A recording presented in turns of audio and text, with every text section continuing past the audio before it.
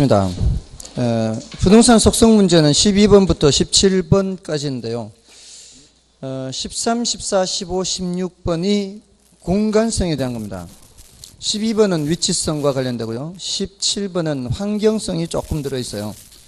근데 공간성이 더 중요합니다. 위치성이나 환경성은 최근 10년간 언급은 그냥 지문으로 한 번 될까나 말까나 할 정도고요. 공간성은 그래도 최근 10년으로는 한 번 출제됐고 그전에도 덜어 출제가 됐어요. 근데 최근 10년 동안 이 속성 통틀어서 한 문제밖에 출제가 안 됐는데 그게 18회예요. 원래 출제되면은 이제 28회 10년 만에 출제되는 거예요. 그러니까 이제 출제될 가능성이 상당히 이제 높아진다라고 봐야 돼요. 그래서 그 중에서 공간성이 중요하니까 공간성 위주로 보시고요. 12번은 위치성에 대한 겁니다. 거기서는 제가 간략하게는 살펴는 보겠습니다. 뭐 위치성 한 문제니까. 틀린 것을 찾는데 인간 생활에 필요한 시설일지라도 접근의 정도가 지나치면 오히려 감가가 되기도 한다. 그럴 수 있죠. 이게 접근의 대상도 중요하지만 접근의 정도도 중요해요. 이게 혐오나 위험의 대상이라면 접근성이 좋을수록 안 좋은 거죠. 접근의 정도도 너무 지나치게 접근성이 좋으면 안 좋은 거죠. 시장 안의 주택 같은 경우나 광대로의 지나치게 접근성이 좋은 이제 주택이거나 이러면은 이제 안 좋은 겁니다. 다음에 2번 부동산은 지리적 위치가 고정되어 있으므로 부동산의 가치는 외적 환경 요인에 의해 많은 영향을 받는다. 맞고요. 그다음에 위치의 양부에 따라서 부동산의 유용성이 달라지고 가격의 차이가 발생하죠. 양부가 뭐예요? 설마 양아버지는 아니고요. 위치가 좋고 안 좋고 이 뜻이에요. 양부, 좋을 양 아닐 부예요. 좋고 그렇지 아니하고에 따라서 이 말이에요. 독점력, 흡인력이 강한 부동산일수록 접근성이 중시된다. 독점력, 흡인력이 강한 부동산이면 사람들이 알아서 그쪽으로 갈 수밖에 없어요. 그럴 때는 굳이 접근성이 중시되는 것은 아니고요. 다음에 부동산의 용도에 따라 접근성의 평가 기준도 달라진다. 이게 이제 주거용의 경우에는 쾌적성, 편리성이 판단 기준이 되고요. 다음에 상업용의 경우에는 수익성, 공업용의 경우는 생산성 또는 비용성, 이게 평가 기준이 되는 겁니다. 자, 됐고요. 정답은 4번이고요. 다음에 13번부터 16번까지는 속성인데, 자, 속성은 조금 더 이제 문제를 풀어보겠습니다. 13번. 부동산학의 관점에서 토지 소유권을 입체적으로 파악하는 경우 그 공간적 범위에 관한 설명 중 틀린 것은 1번에 토지 소유권이 정당한 이익이 미치는 범위 내에서 상하에 미친다고 하는 민법 212조의 규정은 추상적 개념으로서 시대나 장소에 따라 구체적 범위가 달라질 수 있는 개념이다. 맞죠? 구체적인 범위는 달라질 수가 있는 거고요. 그 다음에 부동산의 가치를 공간으로부터 창출되는 기대이익의 현재 가치라고 한다면 이는 부동산을 물리적, 경제적, 법률적 제 측면의 복합적 측면에서 파악한 것이다. 맞죠? 이게요, 부동산의 가치를 그렇게 판단할 때는 공중공간, 수평공간, 지중 또는 지하공간 이렇게 나눈 후에 자 이렇게 단순히 나누면은 그냥 물리적인 측면에서 나눈 거죠. 부동산학에서는 이렇게 물리적으로 나누기만 하고 끝나는 게 아니잖아요. 여기 각각에 대해서 뭐를 살펴봐요? 권리를 살펴보죠. 공중권 살펴보지 않나요? 지표권 살펴보잖아요. 지하권도 살펴봅니다. 자, 이러면서 이제 개인의 권리가 어디까지 미치는지 살펴보잖아요. 이제 사적 공중권, 공적 공중권. 여기는 이제 뭐 건축을 한다거나 경작을 한다거나 지표수를 이용할 수 있는 권리라든가 이런 거. 그래서 용수권 있잖아요. 유역주의, 선용주의 있잖아요. 그리고 지하권은 또 개인의 권리가 미치는 범위와 그렇지 않은 범위, 지하 매장 광물 같은 거는 미치지 않고 또 어느 정도의 깊이에 지하 공간이나 또는 지하수라든가 이런 건 또 미치잖아요. 근데 이게 미치는 범위가 주거지역이냐 또는 상업지역이냐에 따라서 범위가 달라질 거 아니에요. 상업지역은 위아래로 이용할 수 있는 범위가 더 넓죠. 그러면 가치가 더 높아지고요. 주거지역은 더 좁고요. 그래서 가치가 더 낮고요. 그래서 이 상업지역이 주거지역에 비해서 3배에서 7배까지 차이가 날 수 있단 말이죠. 그거는 이제 토지 가치라는 관점에서 이렇게 따질 때는 이거는 이제 경제적인 측면으로 따지지만 상하로 이용할 수 있는 권리가 어디까지냐에 따라서 달라지기 때문에 이런 권리도 봐야 되고 이런 걸 또 물리적으로는 위아래를 또 나누어서 봐야 되니까 이런 걸 판단한다는 것 자체가 복합 개념에 따라서 파간다는 거예요. 됐나요?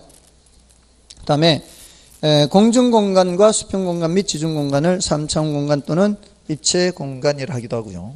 그 다음에 토지의 지하에 관한 권리 하나인 광업권은 토지 소유자의 권리로 인정된다. 토지 소유자의 권리로 인정되지 않죠. 이거는 공적 지하권이라 볼 수 있습니다. 그래서 4번이 틀렸고요.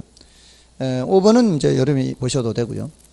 그 다음에 14번은 이거는 이제 뒤에 문제와 해서 보시면은 어려운 건 아니니까 정답 지문만 체크하겠습니다. 그 정답 지문은 5번 지문이 정답인데요. 부동산의 3차원 공간 개념과 관련하여 한계 심도는 지표권과 관련되는 용어로서 저게 지하권과 관련되죠. 한계 심도는. 그래서 틀린 거고요. 자, 15번을 보겠습니다. 자, 15번은 부동산을 공간 개념으로 인식할 때 이에 대한 다음 설명 중 틀린 것은 1번의 지하수는 토지의 구성 부분이지만 지하수를 이용하는 권리는 토지 소유권의 내용에 포함되지 않는다. 그 토지 구성 부분이 뭘까요? 토지 구성 부분. 토지 구성 부분. 여러분들 혹시 땅 갖고 계신 분들, 여러분들 땅 가보셨나요? 땅에 가면 뭐가 보여요? 흙이 뭘까? 흙. 그게 구성부분. 토지에 있는 거, 보이는 거 한번 얘기해 보세요. 흙이 있을 게 흙. 흙. 또, 경우에 따라 돌도 있잖아, 돌. 그건 잘하는 거 빼고, 그건 토지의 정착물이고, 그거는. 잘하는 거는 토지의 정착물이고, 잘하는 거 말고 토지의 구성 부분. 토지에 잘하는 거 말고.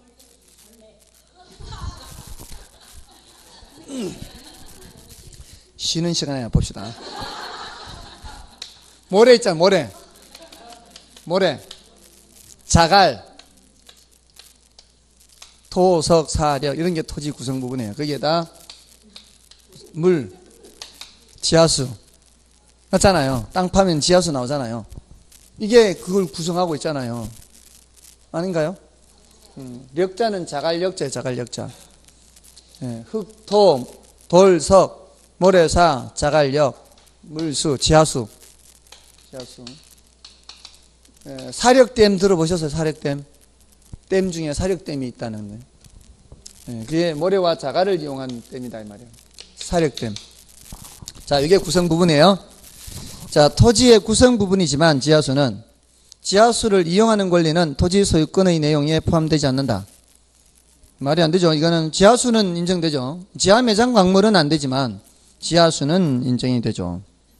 그다음에 2번에 지하 또는 지상의 공간은 상하의 범위를 정하여 건물 기타 공작물을 소유하기 위한 지상권의 목적으로 할 수 있다.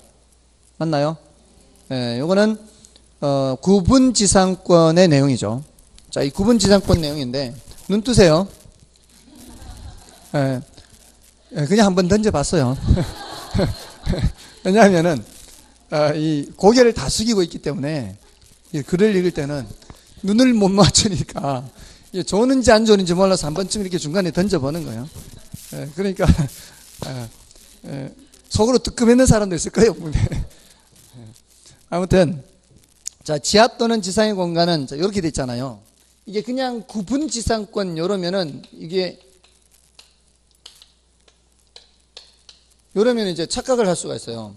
구분 지상권은 어디에 설정하는 거예요? 이렇게 하면 공중 공간에 하는 거예요? 지하 공간에 하는 거예요? 둘 다 하는 거 이렇게 할 때 헷갈릴 수 있거든요. 이게 구분 지상권 이렇게, 구분 지상권 이렇게 됐으니까. 이건 어디 다 된다고요? 지하 또는 지상의 공간은 이렇게 돼 있잖아요. 상하의 범위를 정하여 건물 기타 공작물을 소유하기 위한 지상권의 목적으로 할 수 있습니다. 됐죠? 그다음에 우리나라 민법에서는 구분 지상권 및 구분 소유권 규정을 도입하여 입체 공간에 대한 재산권에 대하여도 보장 규정을 두고 있죠. 그다음에 공중공간도 지표권이나 지하권과 마찬가지로 획지로 분할할 수가 있고요. 공중권은 임대차나 지역권의 목적이 될 수 있습니다. 그다음에 입체 공간으로서의 부동산은 그 속성을 파악할 때 법경기 복합 개념에 따라 파악해야 하는 아까 말씀드렸고요. 그래서 1번이 지금 틀렸죠. 그다음에 넘어가셔서요. 16번의 경우에는 다른 지문들은 됐고요. 일단 그 2번 지문 보세요. 2번 지문. 2번 지문에 좀 어려운 표현이 있죠. 입체 이용 저해율 이런 말 있죠. 입체 이용 저해율 이런 말은 참고로 들어두세요. 이건 뭐, 자, 아까 한계심도 있었죠. 한계심도가 이렇게 있으면은 이 한계심도보다 밑으로 지하철이 지나갈 때는 보상을 해줄 필요가 없죠. 근데 이 한계심도를 침범을 하게 되면은 여기를 이만큼을 침범하고 있죠. 맞잖아요. 이랬을 때, 자, 위에 토지 소유자한테 보상금을 줄 때 어떻게 보상금을 주는가 하면은, 이걸 이제 구분지상권을 설정하는 거죠. 구분지상권을 사용해서 요만큼에 대한 이제 보상을 해줘야 될 거 아니에요. 근데 요만큼이 과연 얼마만큼의 편익을 이제 이용을 하느냐. 이걸 볼 때, 평소에 이용도 하지 않잖아요. 과연 이걸 어떻게 계산하느냐 하는 거죠. 그래서 이거를 가장 최유효 이용을 한다면, 최대 여기까지 이용을 한다면 이 말이에요. 그래서 최대 여기까지 이용한다면 기초를 이렇게 박아서 건물을 이렇게 지을 수 있다면 이렇게. 근데 얘가 지금 침범을 하는 것 때문에 이렇게 깊게까지 기초를 못 박죠. 그럼 기초를 여기까지밖에 못 박으면 기초가 덜 내려온 만큼 위로 높이도 줄어들 거 아닌가요? 기초를 못 박는 만큼 위도 이용을 못 해요. 그러면은 얼마만큼 침해가 되는가 하면은 지금 요만큼 안 되잖아요. 일단 요거보다 여기 위는 이만큼 안 될 거 아니에요.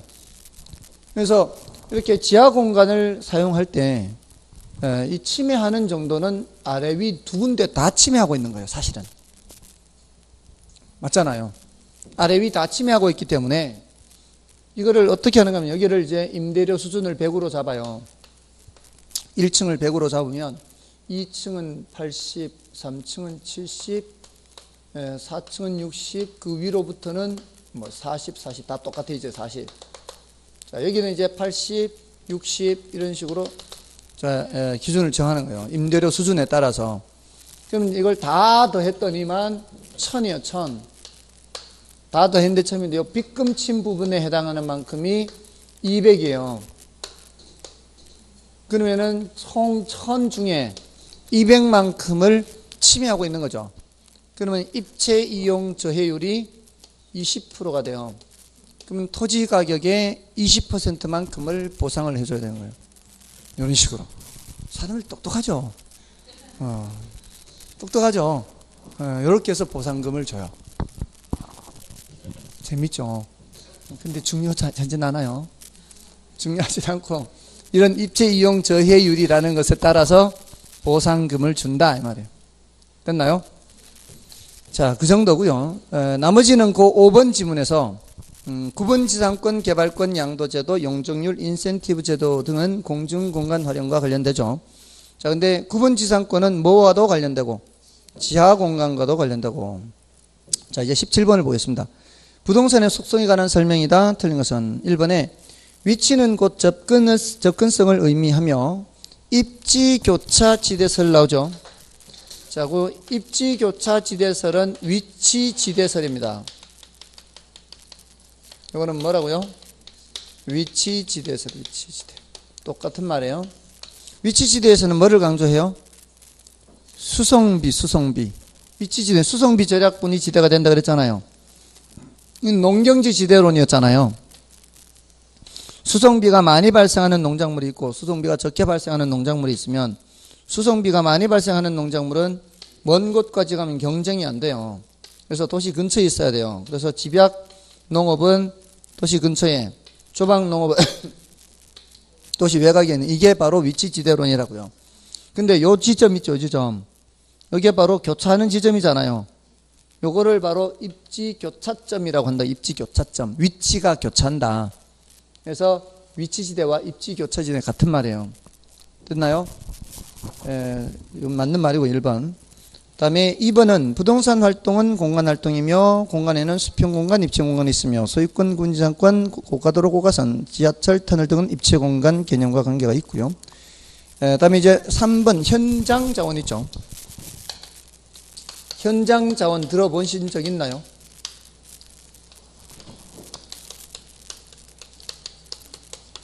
한 번쯤은 들어보셨겠죠. 근데 기억이 안 날 뿐이겠죠. 현장 자원은 황무지라든가 산, 강, 바다 이런 것들은 인간의 손길이 닿지 않은 상태에서 인간의 욕망 충족 대상이 될 수 있는 것을 현장 자원이라고 그래요. 인간의 욕망 충족 대상으로서 얘네들은 그 레저 활동이나 그죠, 여가 활동에 이런 것들이 제공이 되죠. 이런 것들이 반드시 필요하죠. 근데 이런 것들이 옛날에는 많았지만 점점 어떻게 이쪽으로 농지나 택지로 자꾸 개발이 되죠. 개발이 되거나 이렇게 개간이 되죠. 이거는 이제 인간의 노력이 손길이 닿은 거잖아요. 자꾸 이렇게 가면은 얘는 한번 가면은 돌아올 수가 없잖아요. 가면 돌아올 수가 없어요. 그러니까 희소성이 점점 증가하죠. 그리고 이런 데 대한 소비 지출은 여가 활동이나 레저 활동 이런 데 대한 소비 지출은 가면 갈수록 점점 빠른 속도로 증가하죠. 이 먹고 살만 하면은. 그래서 소득 탄력적이다. 소득 수준에 비해서 이런 소비 지출이 빠른 속도로 늘어난다 이런 거예요. 자, 그게 이제 그때 쓰는 말이 현장 자원이고요. 현장 자원은 소비재로서의 토지의 일종이며 우리가 거기서 이제 안락을 누리고 쉬다 휴양을 하고 휴게를 하고 자 이런 것들이죠. 그래서 소비재로서의 토지의 일종이며 현장 자원으로서의 토지가 제공하는 사회적 편익을 환경가치라고 합니다.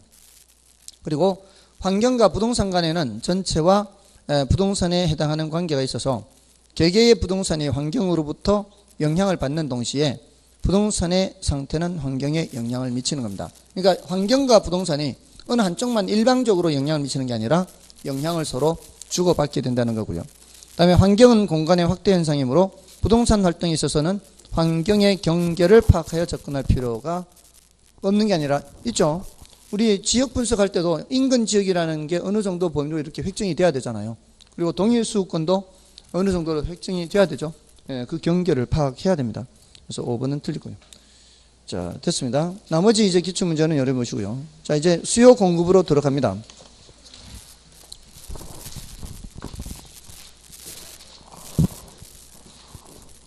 자, 수요 공급에서 일단 요거, 유량, 저량. 이건 뭐 워낙 중요하다 그랬죠. 10년에 5번 정도 출제되니까 분량도 많지도 않은 것이 10년에 5번이면 굉장히 많이 출제되는 거죠. 그거는 이제 일단 유량, 저량을 구별해야 되는데 유량이 일정 기간을 전제한다, 저량이 일정 시점을 전제한다. 이 자체는 다들 알고 계시는데 구체적으로 항목을 제시를 했을 때 구별을 할 수가 있어야 되잖아요. 그럴 때 이렇게 하시라고 했죠. 한 달에 얼마, 말이 되면은 유량, 말이 안 되면은 저량 이렇게 하라 그랬잖아요. 자, 그 아파트 가격이 한 달에 얼마야? 말 돼요, 안 돼요? 한 달에 말 안 되잖아요, 이거는.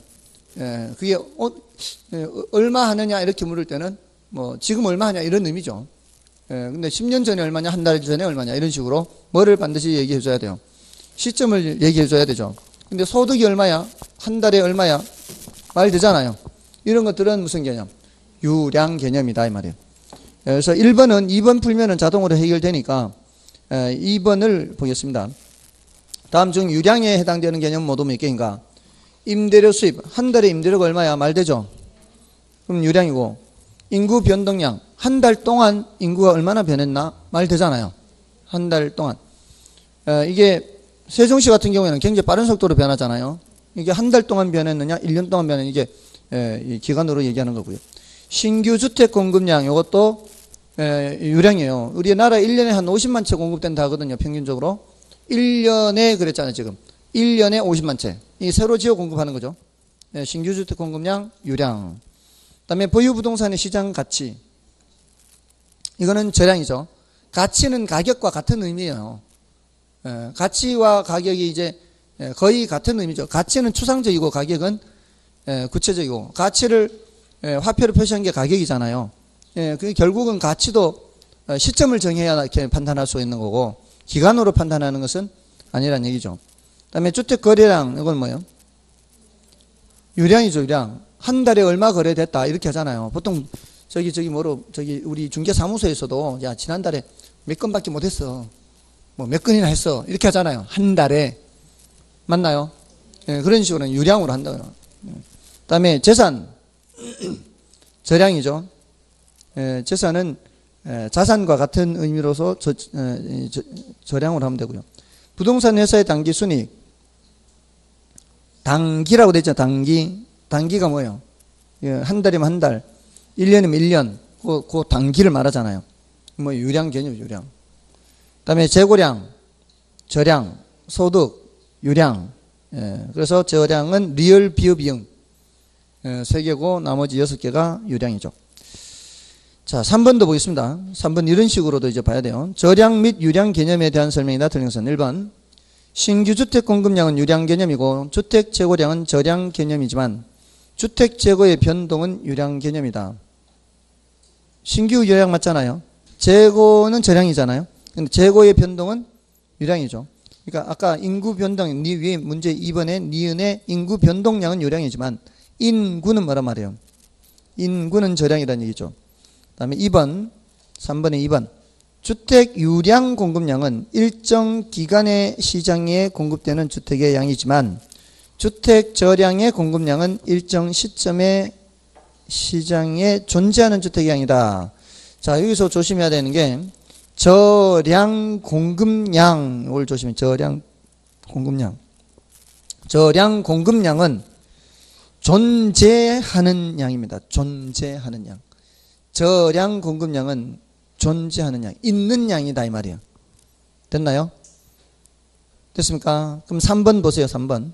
3번에 2016년 1월 1일 현재 주택이 1,500만 채 존재라 그랬죠. 존재. 그럼 뭐예요? 그게 저량 공급량, 그 당시. 그 다음에 2017년 1월 1일 현재 주택이 1,600만 채가 존재. 그럼 그 당시 저량 공급량이 1,600만 채 이렇게 됐죠. 그러면 1년간 순 증가량이 100만 채라는 얘기잖아요.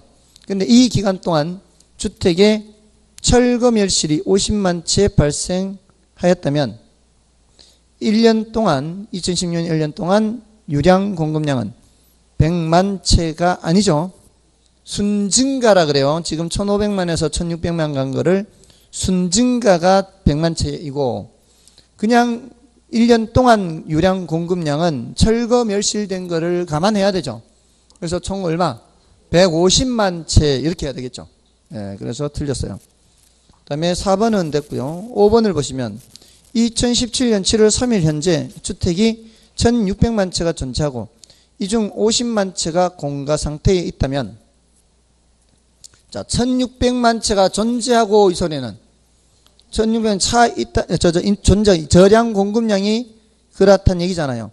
근데 50만 채 공가, 그럼 1,550만 채 차 있다는 얘기죠. 그러면은 주택 저량 공급량은 1,600만 채이고 저량 수요량, 차 있는 양, 여기에 저량 수요량이 1,550 맞죠? 이렇게 하시면 된다 이 말입니다. 자, 됐고요. 자, 넘어가셔서요. 4번의 경우는 1번, 2번, 3번 지문만 좀 보면 되겠습니다. 1번, 2번, 3번 지문. 정답은 이제 5번 지문이긴 하지만 설명드릴 지문이 거기 있죠. 자, 일반적으로 수요 공급이라 함은 유량 개념을 의미하지만 특히 공급이 단기적으로 제한된 부동산에 관한 문제를 분석할 때는 단기적으로 제한이죠. 단기적으로 제한. 여기 키포인트예요. 단기적으로 제한된 부동산에 관한 문제를 분석할 때는 절약 개념을 사용하는 경우가 많습니다. 자, 이게 뭔 소리냐면 아까 1년에 우리나라 어느 정도 새로 짓는다 그랬죠? 1년에 50만 채 정도죠. 유량 개념이요, 절약 개념이요? 유량이죠. 월간으로 하면은 약 얼마요? 4만 정도 되겠죠. 약 4만. 4 곱하기 10이 한 48만이니까요. 자, 이거 다 유량 개념이에요. 근데 지금 현재 우리나라에 존재하는 주택량이 약 몇만 채라고요? 약 1600만 채요. 우리나라에. 지금 현재 존재하는 양이 1600만 채 정도요. 자, 전국적으로 이렇게 되어 있는데 전국적으로 한 달간 4만 채 늘어난다면, 자, 이게 말입니다. 한 달간, 앞으로 한 달간 이제 관찰을 한다면 4만 채 정도 늘겠죠. 그러면은 1600만, 4만, 만자 다 그냥 떼고요. 그냥 1600과 4를 생각하면 되죠. 여기서부터 1600 위치에 있다고 치고요. 여기가 1600이에요. 여기 800, 400, 200 이렇게 되겠죠. 여기 200, 여기 반이 100이에요. 4면은 어느 정도 될까요? 4면은 여기가 1600의 위치라면 앞으로 한 달간 늘어나봤자 거의 수직 아닌가요? 이게? 늘어나봤자 얼마 안 늘어나죠? 이 전체 양에서 한 달간 늘어나봐야 거의 변화가 없죠. 이런 경우에는 굳이 이 명색이 그래도 얘 유량인데 유량이라고 해서 반영을 할 의미가 별로 없다는 거죠. 설령 유량이라 할지라도 단기간에는 이 변화가 거의 없으니까 그냥 무슨 분석하자고요. 1600만으로 그냥 현재 있는 양으로 분석하자고요. 현재 있는 양 무슨 양? 저량, 단기, 장기. 단기에는 굳이 유량 따지지 말고 그냥 저량으로 분석하자는 거예요. 뭔 뜻인지 아시겠어요? 근데 시간을 꽤 많이 주면은 어떻게 해요? 꽤 많이 주면은 이렇게 증가시킬 수 있죠. 그러면 이제 그때는 이제 본격적으로 유량 분석을 하고, 그때는 무슨 분석? 장기 분석하고. 됐나요? 그래서 단기적으로 제한됐을 때는 그냥 저량 분석하고 마는 거예요. 근데 이걸 더 시간을 많이 주면은 더 시간이 더 완만하게 그려질 수 있죠. 상대적으로 비교할 땐 얘가 장기, 얘가 단기지만, 자, 요렇게 비교할 때는 이제 요게 장기, 여기가 단기, 유량 분석, 저량 분석 이렇게 된다고. 이건 62쪽과 63쪽에도 있으니까 함께 보시면 되고요. 다음에 2번 지문은, 자, 2번 지문, 여기 1번 지문이에요. 단기적으로 제한된 분석의 경우에는 무슨 분석할 수 있다? 저량 분석할 수 있다. 다음에 2번 지문은 수요든 공급이든 우리 수요 곡선 이렇게 그리고 공급 곡선 이렇게 그리면 이 가격 수준에서는 이만큼 수요하려는 거 아닌가요? 이 가격 수준에서는 이만큼 수요하려는 거 아닌가요? 그만큼, 요 길이만큼, 요 길이만큼. 요거는 수요자는 아까 예산이 제한돼 있다 그랬잖아요. 제한된 예산 범위 내에서 효용을 극대화하기 위해서 행동한다 그랬죠. 자, 그런데 이 사람이 다른 물품도 사고 이런 이제 제한된 예산 범위 내에서 행동하기 때문에 눈 뜨세요. 이번엔 봤어요. 자, 이거보다도 더 살 수는 없어요. 덜 살 수는 있어요. 맞잖아요. 제한된 예산 범위 내에서. 그래서 최대 수량이라고 표현할 때 구매할 수 있는 최대 수량. 자, 이거는 공급자도 마찬가지. 그 사람의 그 기업의 기술 수준이나 갖고 있는 이 자원, 이제 생산 요소 이런 것들을 감안했을 때 이 가격 수준에서 요거보다 덜 생산할 수는 있어도 요거보다 더 생산할 수는 없어요. 이 기술 수준이나 이런 걸 봤을 때. 그러면 이것도 뭐예요? 최대 수량. 여기도 최대 수량. 수요든 공급이든 그 가격 수준에서 구매하고자 하는 최대 수량 또는 이 생산해서 판매하고자 하는 최대 수량을 말하는 거고요. 중요도는 좀 낮고요. 아직 한 번도 출제 들어간 건 아니에요. 다음에 세 번째는 그 주택 서비스라는 개념이 있죠. 3번에 찾았어요? 물리적으로 이질적인 주택을 동질적인 상품으로 분석하기 위해 주택 서비스라는 개념을 도입하여 분석하죠. 자, 이거는 뭔가 하면은 우리 앞에서 이동 공부할 때 개별 수요 곡선을 수평합하면 뭐가 돼요? 개별 수요 곡선을 수평합하면 뭐가 돼요? 시장 수요 곡선이 되지 않나요? 요 길이만큼 여기 재고 요 길이만큼 여기 또 재야 될 거 아니에요. 그럼 수평합하면은 밑으로 내려가면 내려갈수록 더 벌어진 걸 더 해야 되죠. 더 벌어진 걸 더 하니까 더 많이 벌어진다 이렇게 하지 않았나요? 이쪽 끝점 이쪽 끝점 이거 두 개 더한 거 이거 밑으로 내려갈수록 벌어졌고 벌어진 걸 더 해야 되니까 더 벌어지고 더 완만해진다 이렇게 했잖아요. 자, 이럴 때 A라는 사람의 수요, B라는 사람의 수요가 이렇게 서로 다를 수가 있는데 이 사람은 10개, 이 사람은 뭐 15개 이렇게 구매하려고 하니까 다 하면은 여기는 25개 이렇게 되잖아요. 자, 이게 그냥 합산이 되려면 A라는 사람이 사려는 물건과 B라는 사람이 사려는 물건이 같은 물건이라 돼요. 똑같아야만 더 할 수 있잖아요, 이렇게. 근데 자, 우리 보세요. 주택 아까 1600만 채라 그랬는데 사실은 저게 그냥 셌을 때 얘기지만 사실은 엄밀하게 얘기하면 그것도 할 수가 없어요. 왜냐하면 40평짜리 아파트 있죠. 30평짜리 단독도 있어요. 자, 얘네들이 그냥 두 채다 합해서 두 채네 이렇게 하면 될까요? 이게 과연? 서로 다른 주택을 이렇게 하면 돼요? 안 돼요? 안 된다는 거죠. 이렇게 하면 물리적으로 다른 것들을 그냥 다 할 수는 없다는 거예요. 자, 그래서 주택 서비스라는 개념을 도입하면은 우리는 주택 서비스는 이 순간에도 수요하고 있습니다. 주택을 사는 게 아니라 지금 이 순간에도 주택 서비스는 수요하고 있어요. 집에 사람이 아무도 없어도 어떤 서비스를 수요하고 있을까요? 주택이라고 하는 게 어떤 복합된 어떤 서비스를 제공하는 거예요. 거기 우리 물건을 보관하고 있잖아요. 우리는 물건을 보관하고 있고 또 쉬기도 하고 잠자기도 하고 이런 여러 가지 용도로 사용한단 말이에요. 자, 그런 주택 서비스를 수요하는 것은 한순간도 중단되지 않고 쭉 수요하는 거예요. 주택 서비스라는 것은. 자, 이거를 월간으로 환산을 해보세요. 월간으로 환산하면 그게 바로 뭐예요? 임대료의 수준에 해당하는 게 나온다고요. 근데 좀 더 좋은 주택은 그게 임대료가 더 비싸게 나올 것이고 좀 제공하는 서비스가 좀 약한 거는 좀 적게 나오지 않을까요? 그렇지 않겠어요? 자, 이게 뭐로 환산이 될 수 있어요? 임대료로 환산이 되면은 자, 이걸 10만 원을 한 단위로 본다면 10만 원을 한 단위. 그럼 이 사람은 주택 서비스를 5개 수요하는 거고 이 사람은 주택 서비스를 3개 수요하는 거예요. 이러면은 수평합할 수 있다 없다? 그러면 있다는 거예요. 5개 더하기 3개 이렇게 할 수 있다는 거죠.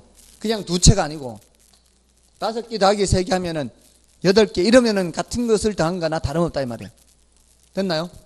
그러면은 물리적으로 이질적인 주택이 뭘로 바뀌어버린 거예요? 동질적인 것으로 바뀔 수가 있어요. 주택 서비스 개념을 도입하면. 그러면 수평합을 할 수가 있어요.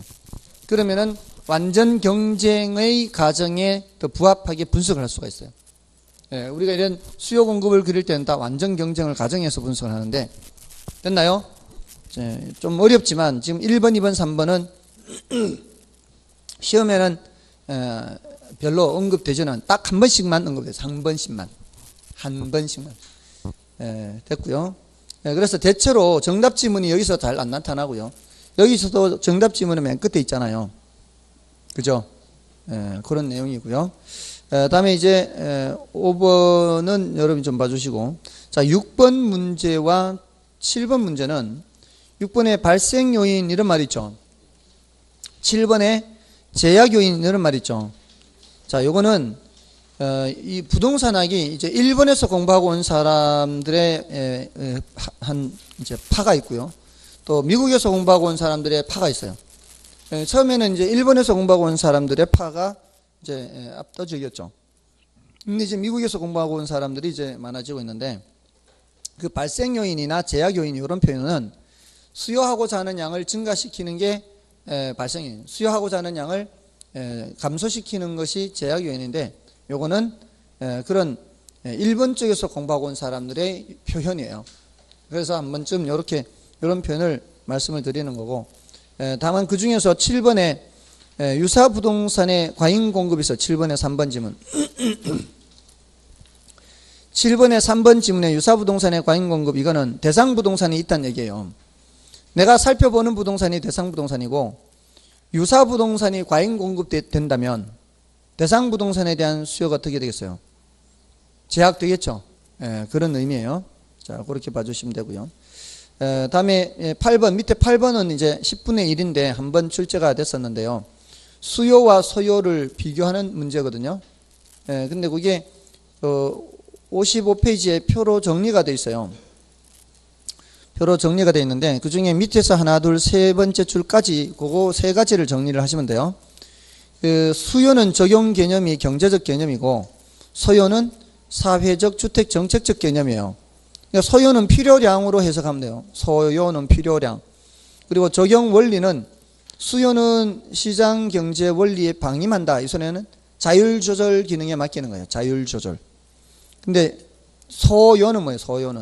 소요는 시장 경제 원리에 개입을 하는 거예요. 그러니까 정부 개입의 원리란 얘기죠.